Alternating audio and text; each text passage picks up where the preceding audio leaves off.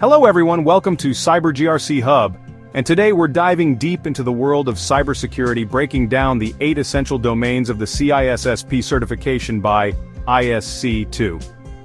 Think of these domains as the fundamental pillars of a secure digital world. We're talking about the core principles that underpin everything from risk management and data security to network protection and incident response. Whether you're a seasoned cybersecurity pro or just starting your journey in tech, understanding these domains is absolutely crucial. It's like building a house. You need a strong foundation to support everything else, and that's exactly what these domains provide. They give you the framework to make informed decisions about security policies, technologies, and best practices. So, if you're ready to level up your cybersecurity knowledge and learn how to build a fortress around your digital life, you're in the right place. Let's break down each domain, explore its significance, and see how it all fits together in the grand scheme of cybersecurity. Let's get started. Let's kick things off with the bedrock of cybersecurity, security, and risk management. This domain is about understanding threats and building a strategy to mitigate them. Imagine constructing a fortress. Know your threats before laying the first brick. Core concepts include the CIA triad: confidentiality, integrity, and availability. Confidentiality keeps data secret, integrity ensures accuracy, and availability ensures access. Legal and regulatory issues are crucial too. Think data protection laws and industry regulations. Ensure compliance to avoid legal headaches. Risk management identifies vulnerabilities and deals with them. Accept, transfer, or mitigate risks. Weigh the impact of breaches against security costs. Security policies are the backbone of a good security posture. They are the documented rules everyone must follow. Think of them as the blueprints for your fortress.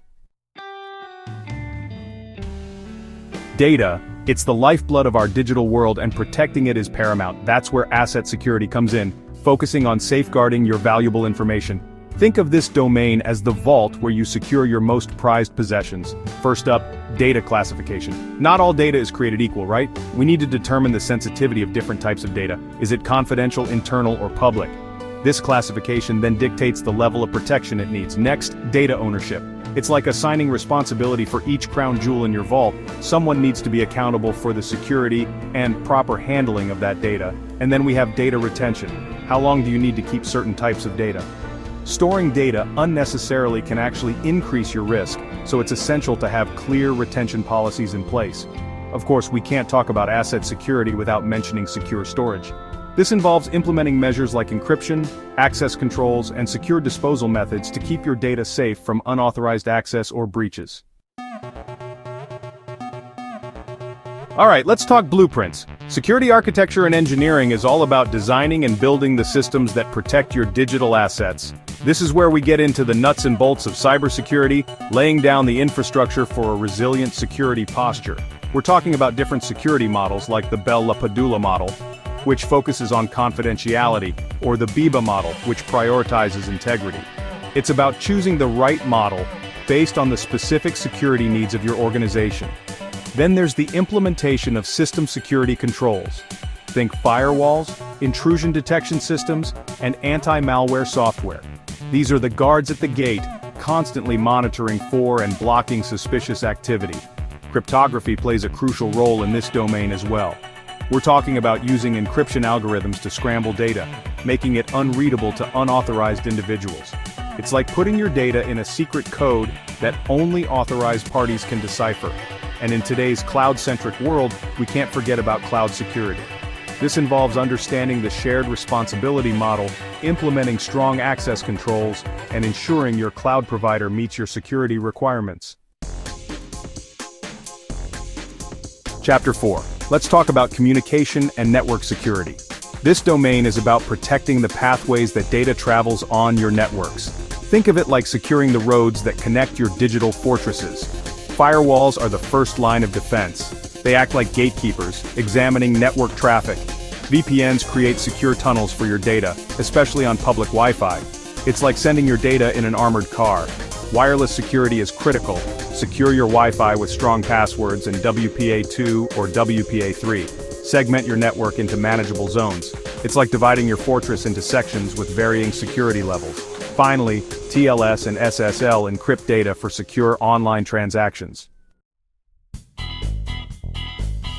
Chapter 5. Now let's talk about who has access to what. Identity and Access Management, or IAM, is like the gatekeeper of your digital kingdom, ensuring that only authorized individuals can access sensitive information or systems. Multi-factor authentication, or MFA, is a must-have in today's security landscape. It's like having multiple locks on your door. Even if one factor is compromised, the attacker still can't get in without the others. Single sign-on, or SSO, streamlines the user experience by allowing users to access multiple applications with a single set of credentials. It's like having a master key that unlocks multiple doors in your digital fortress. Role-based access control, or RBC, is all about granting access based on a user's role within an organization. It's like assigning different levels of clearance. A foot soldier doesn't need access to the same information as a general. And then we have Identity Federation, which allows users to access resources across multiple organizations using a single set of credentials. It's like having a passport that grants you access to different allied kingdoms. Chapter 6. You've built your fortress, you've secured the gates, but how do you know if it's truly impenetrable? That's where security assessment and testing comes in. This domain is all about proactively identifying vulnerabilities before attackers can exploit them. Security audits are like routine inspections of your fortress. They involve reviewing security controls, policies, and procedures to ensure they're still effective and compliant. Penetration testing, or ethical hacking, is where things get really interesting. This involves simulating real-world attacks to identify weaknesses in your defenses. It's like hiring a team of friendly spies to try and breach your fortress and report back any vulnerabilities they find. Risk assessments are all about identifying potential threats and evaluating their likelihood and impact. It's like analyzing the surrounding landscape for potential attack vectors and assessing the strength of your defenses against each one. And we can't forget about logging and monitoring. This involves collecting and analyzing security-related events to detect suspicious activity in real time. It's like having surveillance cameras throughout your fortress, constantly monitoring for any signs of intrusion. Chapter 7. Okay, so you've identified a potential breach, now what? That's where security operations comes in, focusing on the day-to-day tasks of maintaining a secure environment and responding to security incidents. This is where the rubber meets the road in cybersecurity. Incident management is all about having a plan in place to handle security breaches effectively. This involves detecting, investigating, containing, and eradicating threats, as well as recovering from any damage caused. Digital forensics comes into play when you need to investigate security incidents thoroughly. It's like detective work in the digital realm, analyzing data to determine the cause of a breach, identify the attacker, and gather evidence for potential legal action. Business continuity planning, or BCP, is all about ensuring that your organization can continue operating even in the face of a major disruption, like a natural disaster or a cyber attack. It's like having a backup plan for your backup plan. Security monitoring is an ongoing process of keeping a watchful eye on your systems and networks for any signs of suspicious activity. It's like having a 24/7 security detail patrolling your fortress, always on the lookout for potential threats. Chapter 8. Last but not least, let's talk about software development security.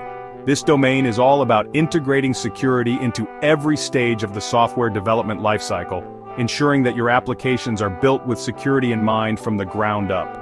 A secure software development lifecycle, or SDLC, is like a blueprint for building secure software.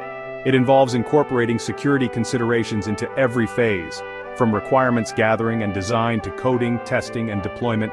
The OWASP Top 10 is an invaluable resource in this domain. It lists the top 10 most critical web application security risks, providing developers with a clear understanding of the vulnerabilities they need to be aware of and mitigate. Secure coding practices are essential for preventing vulnerabilities from creeping into your code. This includes things like input validation, output encoding, and using parameterized queries to prevent common attacks like SQL injection and cross-site scripting, or XSS. And finally, identifying and mitigating software vulnerabilities is an ongoing process. This involves using automated tools and manual code reviews to find and fix weaknesses in your software before attackers can exploit them. Outro, and there you have it, a deep dive into the 8 essential domains of cybersecurity according to the CISSP. We've covered a lot of ground, from risk management and data security to network protection and incident response. Remember, these domains are interconnected. They all work together to create a holistic cybersecurity posture. Thanks for watching. If you found this video helpful, don't forget to like, share, and subscribe to CyberGRC Hub for more cybersecurity insights. Hit that notification bell so you don't miss out on future videos. Stay secure and see you in the next video.